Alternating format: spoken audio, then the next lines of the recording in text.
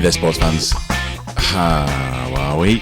I'm doing alright, thank you very much. Ready for round 13 of the Betfred Superleague 2025, baby. I'm Jim. Welcome to the 10 Yards Back YouTube channel, probably. It's where most of you are. Welcome, everyone. This is my predictions video where I talk out of my ass for about 20 minutes about how I think the round is going to go, making some pretty bold predictions along the way that I'll then refute on Tuesday, cap in hand. If you are on the YouTube channel and you don't want to be, but you do still want to know my predictions, head over to Spotify, 10 Yards Back on Spotify, same as on YouTube. I also have an X account. Head over to there. Maybe if I get one follower on X, I'll post something. Who knows? Could it be you? Could you be my number one? Let's find out. All right, guys. So round 13 looks a little bit like this. Bit better than round 12, I think. Round 12, I said, was a bit of a settler, wasn't it? It was kind of just one of them sort of admin rounds. Everyone plays everyone twice. Start of the season, we never know how people are going to perform. And that was just one of those weekends where there were just a couple of mismatches. Like I said last week on the review video, biggest points difference by far of any round between the winners and the losers, which means that people generally got battered last weekend. This weekend, I think we're going to see a lot more closer games. So if you are on Spotify, if you are my number one, we got Huddersfield versus Leigh on Thursday. Friday's one of those sort of three gamers, which were kind of commonplace before we got spoiled with the TV deals. But anyway, Friday night, all kicking off at 8. We got Hull KR versus Saints. That's your Sky match, of course, the high quality one. Salford Wigan and Warrington versus Castleford, all on Friday. Leeds Wakefield Saturday afternoon at 4:30. And then Catalans versus Hull FC at 5:30. So really the only uninterrupted game of the weekend is the Huddersfield game. Will it be interrupted by points, though? What do I think? Let's find out. In terms of how this lines up this week, we got 11 versus 4 on Thursday, 1v5, 12v2, 9v10 on Friday. So you can see there. Okay, Saints. To be honest, I wouldn't put too much emphasis on this table because Huddersfield 11v4. Yeah, Huddersfield versus Leigh 11v4. Yes, that is correct. However, Leigh are on a bit of a slump at the minute. Huddersfield bolstering their squad, a little bit coming back. So that could be thrown out. 1v5, KR Saints. Saints are going to fancy themselves in that one. We'll see if I do. Warrington Castleford 9 versus 10 is probably going to be a good one. 3v6, Leeds v Wakefield. They're not right next to each other, but the points the actual league points and the points difference are pretty close on those two. Catalans versus Hull, take or leave that one. All right, let's have a look at the games then. Thursday night, kicking it off. Like I say, the only uninterrupted game. Thursday night's always a bit of a difficult one for me, just because of childcare issues. That's kind of when the kid usually arrives back from his nan's at that time. So Thursday night's a weird one for me to watch. Sometimes I watch it, sometimes I have to catch it up.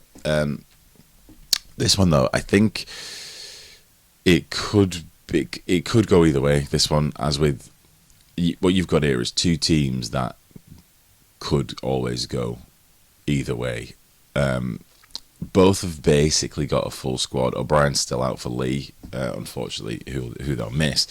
Matt Namara really making putting in his number on his shirt, vying for that number. O'Brien's number 6. Huddersfield have got a pretty full squad out too. It's unfamiliar territory for Huddersfield this season, isn't it? Sutcliffe and Murchie are out. They've got Powell in, who's new. Let's see how he goes. Other than that, Sutcliffe had a pretty good start to the season, so they are going to miss him. Murchie's was kind of solid. Put in a good shift, but wasn't really a big try score, I don't think. Thing with this one, right? Last week in my predictions round, I made the somewhat bold prediction back in Huddersfield to come out and do something good this year. I said it's probably a couple of weeks too early for them to beat Saints, but they can do stuff still. Luke Robinson, very honest in his post-match, saying Saints were too fast for us. Now, if Saints were too fast for you, too quick for you around the ruck, Leigh can definitely be that as well, particularly when it comes to the ruck. If you got Pape, Lamb storming through, Armstrong as well. It could be a rough night in the office for Huddersfield. But similarly, last week against Hull, Leigh lost in pretty spectacular fashion, but they actually made more meters than Hull in that game, so they were working hard. They just weren't being very effective. So this one, like I say, could be a good one, could be a bad one. I've got 21-14 the score on this one. I think Leigh are going to take it, but that 1 point won't be scored out of vanity. I think it'll be scored out of necessity because they're going to panic at some point because it's going to be quite a close one, I think. Or maybe Huddersfield will shit the bed again. Who knows? All right, next up we have a goodie. Oh, it's a goodie. It's by far your best Friday night game, in my opinion. We got Saints versus Hull KR, number 1 versus number 5, baby. The two teams have separated themselves quite well in the table now. Hull KR, I mean, particularly with the performances, they haven't had a bad night. They've lost one game this season to Wigan, the other contenders for the crown, basically. That wasn't even a bad performance. That was a really good game as well. So they're just unbeatable, really, even though Wigan beat them at the minute. It's going to be a good one because Saints feel like they've got their mojo back a little bit as well. So Saints are going to want to do this. Saints have basically got their first choice team. All right, if you look at the numbers 1 to 5, there's a couple missing. Cal Felt, Conrad Hurrell, obviously, and Benison, but Felt never really got into the team. To be honest, he's been injured for quite a while. Hurrell hasn't played a game this year, and Benison, poor old Benison is being. They've just got too much class in that position, I think, for him. And in my opinion, he was never really a winger anyway, if you look at his lifetime career. Hull KR have got Gildart and Warrior Hargreaves out. Obviously, they would rather have them. But I don't think it really makes a difference because, as I keep saying, Hull KR can score from anywhere at any time with anyone. So them having players out, really, unless it's... I mean, even if it's Mikey Lewis, to be honest, I think that they win the quarter-final, Challenge Cup quarter-final without him. So, whatever. We'll see. This is an interesting one. The score for this, I got 24-16. I think they're going to put them close.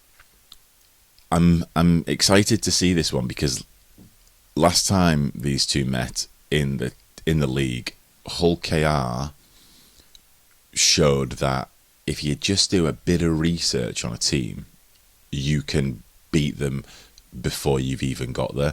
They kicked St Helens basically out of the game last time out.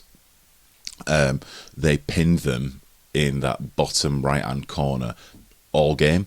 They kicked them so far out of the game that St Helens didn't really kick a ball for another 3 games. That was when we started to see that St Helens marauding attack that Warrington have sort of picked up a little bit on now, where, we're not going to kick it on the 5th. We're going to actually do something weird and crazy and back our defence because our attack didn't seem to work at all against Hull KR.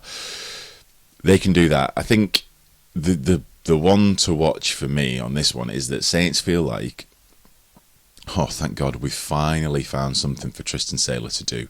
He's on the wing now. Now, the Hull KR wings are no slouch. You got big old Burgess over there, Budgie, on one wing, and then Tom Davis, the He's a big, strong fella as well. Davis will run in. Burgess will stay on the outside. I'm not sure which wing, who Tristan Sale's opposite number will be. But what I've seen so far of Sailor is that he likes to play the wing a little bit further infield. If he's on Burgess's wing, get ready for a Burgess hat-trick, I think, on this game and throw that score out, because Saints need Sailor's defence more than his attack, and we all know that's not the way Sailor plays. So I think Hull KR, it's business as usual. You just need to keep doing what you've been doing. They don't have anything to prove. They've won it at the minute. Saints need to take it off them. For Saints, errors. Just watch your errors, man. And I think Saints have to have more ball than KR. They can't rely on the defence on this one because, like I say, they can poke holes anywhere on the field, particularly on those wings. So Sailor, better watch out. All right, I've run that one into the ground. Salford Wigan, Friday night at 8. What do you want from me, man? What, you want me to say it? I'm not gonna say it. 84-0, I think this is. Saints got 82-0 against them at the start of the season when Salford were actually in a better position. Because they weren't as tired, they hadn't gone through it. Wages are late again this month. Wigan, they're great, aren't they? Wakefield put 72 points past Salford last week. If that's the case, my rugby league maths says Wigan could put 1,000 points on them this week. 84-0, just to be polite. I think at one point they're going to start playing football. I don't know. This is always going to go one way, isn't it? Let's just hope that they can stem the flow a little bit, can Salford. All right, Warrington versus Cass, Friday night at 8 as well. This could be a good one.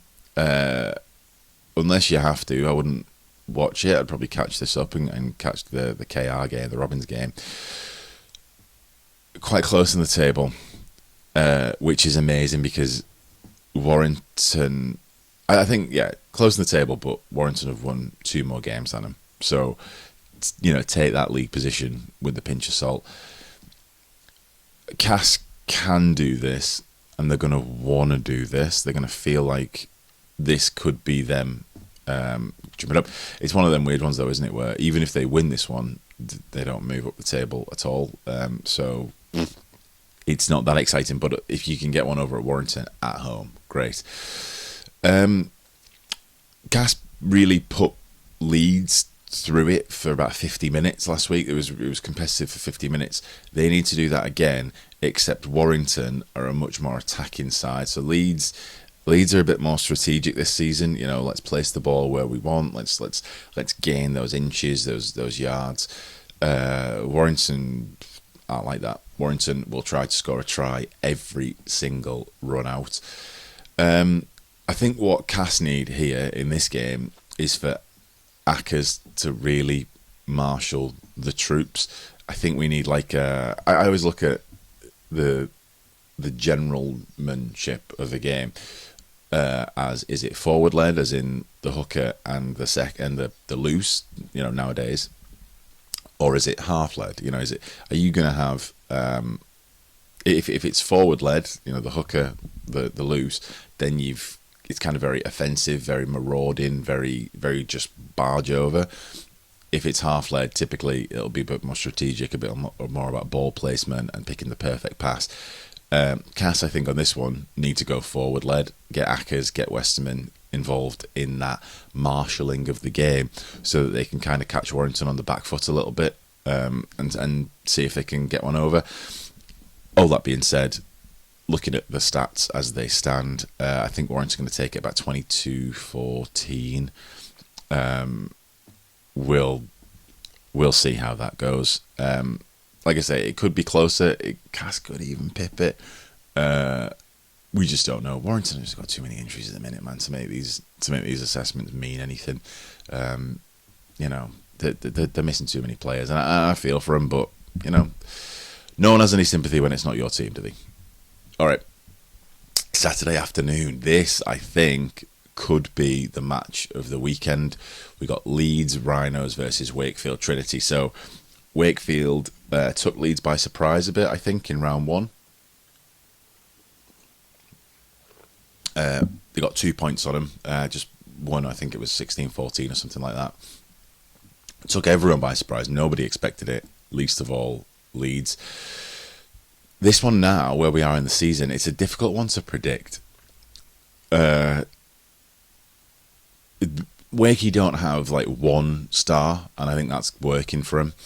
Like I said last week, everyone's kind of distracted by Fartelli, who's the top try scorer at the minute. But if you look at who else is scoring tries, so you got Fartelli, then Jowett, Johnston, Griffin, McMeekan, Hood, Lino is like their top. What was that? 6, 7.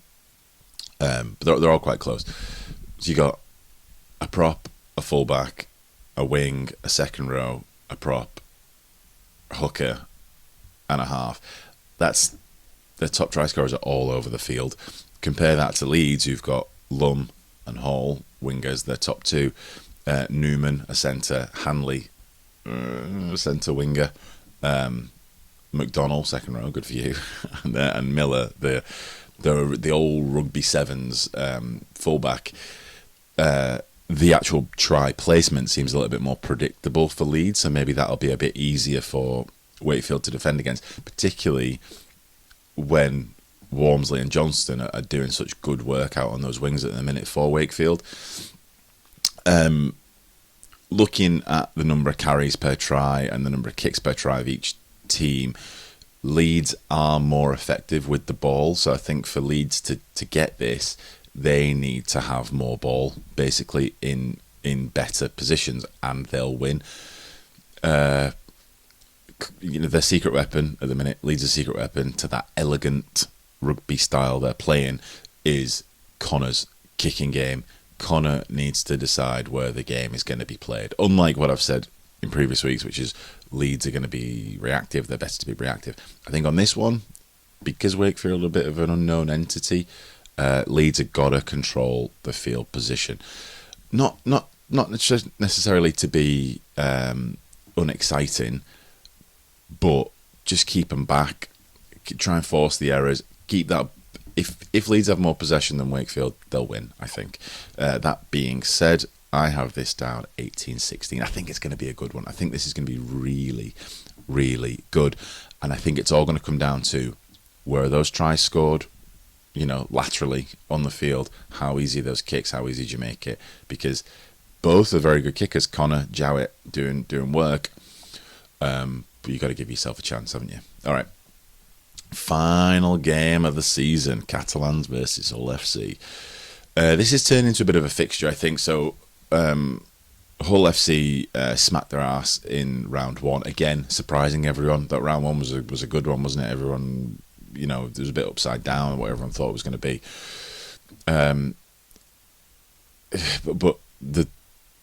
we're at round 13 now, not round 1. Hull FC have really cemented themselves as a contender. And Catalans have sort of cemented themselves as, we might take this season off. And I think they need to decide, basically, are we going to take the season off or are we going to try and compete? I think Catalans need a bit of guidance. The only player they've really got out of their first choice team is Tariq Sims, who, he's been good, but they've got a very deep squad. They've got a lot of youngsters who are doing well, maybe a couple of seasons in. They just need guidance because what Hull FC will do on Saturday is control the play, or they'll try to control the play. They will not let Catalans in. So I think this game's going to come down to fatigue and offloads. Maybe even fatigue through offloads. Catalans at the minute are averaging twice as many offloads a game as Hull are. I'm not sure if you'll break this whole defence apart positionally, with those offloads, like take them by surprise. But what you can do with offloads is fatigue the defence, make them make twice as many tackles as they have to, basically. And I think that's Catalans' key to success here. But I just based on the current form, current weeks, I'm not convinced myself that Catalans can do it this week. 28-12 to Hull FC is my prediction for that one. Prove me wrong, Les Drac, and knock Hull FC down a peg or two. I mean, either of those teams, I like them. I think it's interesting. I think we need them. I think we need more different names in that top six. All right, so there we go. My winners predicted: Leigh, the Robins, Wigan, Warrington, Wakefield, and Hull FC. I think they're my winners. A couple of good games though. That Wakefield Leeds game, I think, is going to be the lock of the weekend. One you got to sit down on Saturday with a brew or a brewski and watch that one. Robins versus Saints, I think, as well will be pretty exciting. All right, guys, enjoy round 13. Spotify, Twitter, X, of course, and I'll see you next week.